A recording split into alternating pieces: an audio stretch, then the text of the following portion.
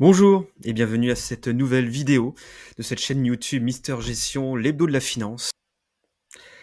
Avant-propos utile, c'est quoi la flat tax?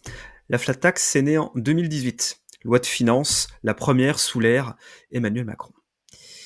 L'idée était d'instaurer un taux proportionnel fixe pour les revenus du capital, dividendes, intérêts, plus-value de cession. Il y avait deux composantes. L'impôt sur le revenu, 12,8, et ce qu'on appelle les prélèvements sociaux, 17,2. Ça tombe bien, l'addition des deux, ça tombe tout rond, 30%, au lieu de ce qui se faisait avant, sous l'ère François Hollande, où c'était soumis au barème progressif de l'impôt sur le revenu avec toutes ces tranches, qui dépassaient largement les 30%. Les prélèvements sociaux, si je vais un peu plus dans le détail, puisque c'est ça qu'a changé ce week-end. Les prélèvements sociaux, PS, pour prélèvements sociaux, ça touchait les revenus du patrimoine, donc pas que les revenus du capital. Il y avait les revenus de capitaux mobiliers, donc dividendes et intérêts et plus-values, mais il y a également les revenus fonciers qui sont concernés, et les plus-values immobilières.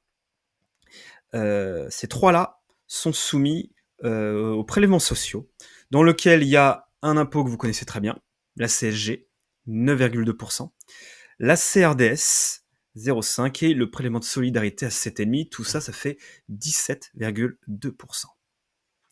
Donc la flat tax, elle, par contre, ne concerne que les deux premiers capitaux, le premier, capitaux mobiliers et plus-value immobilière, avec les 30% en tout. C'est l'heure maintenant de voir qu'est-ce qui s'est tramé avec le projet de loi de financement de la sécurité sociale. Au sujet de la flat tax, on n'a eu aucune modification lors du projet de loi de finances. Pour 2026, il y a eu plusieurs amendements, mais ils n'ont pas été retenus. Eh bien, c'est venu finalement du budget de la sécurité sociale pour 2026. L'amendement numéro 127, voté la semaine dernière, et qui prévoit une augmentation de la CSG de 1,4 points, pour passer de 9,2 à 10,6. CRDS, c'est le prélèvement de solidarité, pas de changement. Le taux global des prélèvements sociaux, mais qui s'appliquerait autant aux revenus du capital qu'aux revenus fonciers et aux plus-values immobilières, passerait de 17,2 à 18,6.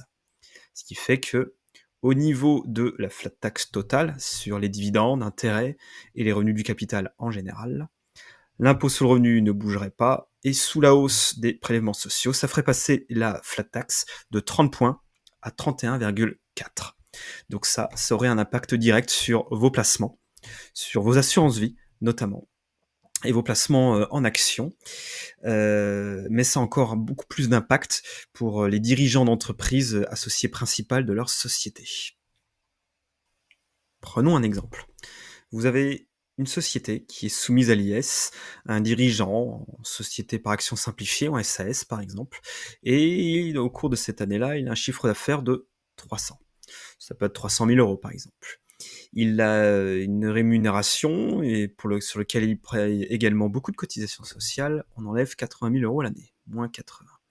Avec ses autres charges diverses et variées, on enlève également 120. Ça lui fait un bénéfice avant impôt de 100. J'ai pris 100 pour que ça fasse les mêmes chiffres en pourcentage. Sur ce chiffre-là, il aura un taux d'impôt sur les sociétés à 15%.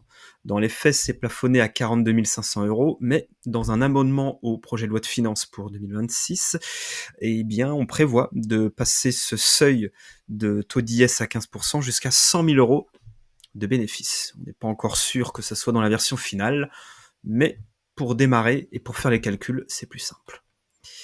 Donc, si on enlève un taux d'IS à 15%, qui est dédié aux PME de moins de 10 millions d'euros de chiffre d'affaires, eh bien, ça ferait un bénéfice net de 85.